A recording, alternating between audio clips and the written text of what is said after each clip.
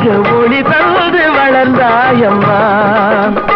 இங்கு எல்லோரும் உனை வாழ்த்தி பண்பாட வரும் நல்லோர்கள் மனதார பாராட்ட பூமழை தூவி வசந்தங்கள் வாழ்த்த பூமழை தூவி வசந்தங்கள் வாழ்த்த ஊடலம் நடக்கின்றது.